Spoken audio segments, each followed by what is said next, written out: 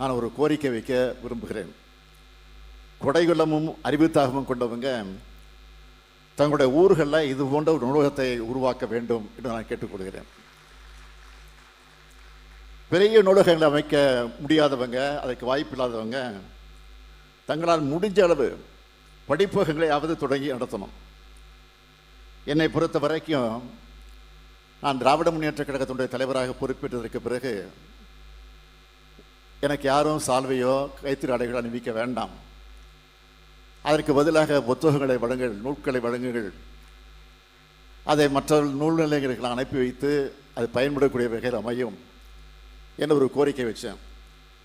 அந்த அடிப்படையில் இதுவரைக்கும் 2,75,000 புத்தகங்கள் இதுவரை என் கைக்கு வந்திருக்கிறது. அவற்றையெல்லாம் பல்வேறு நூலகங்களுக்கு நான் அனுப்பி வைத்திருக்கிறேன்.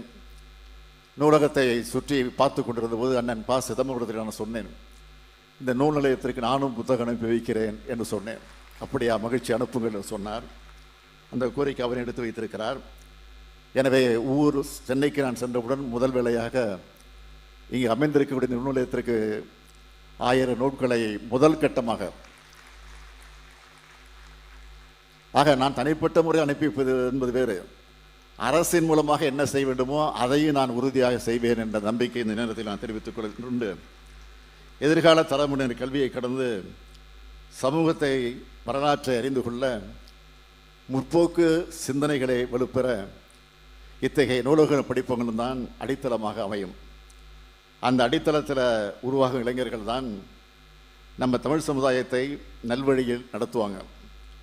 சென்னை அண்ணா நூற்றாண்டு நூலகம், மதுரை கலைஞர் நூற்றாண்டு நூலகம், கோவையில் அமையவுள்ள தந்தை பெரியார் நூலகம், திருச்சியில் அமையவுள்ள நூலகம் தமிழ்நாட்டுக்கு அடையாளமாக பெருமையை சேர்க்கக்கூடிய அடிப்படை வழங்கப் போகிறது.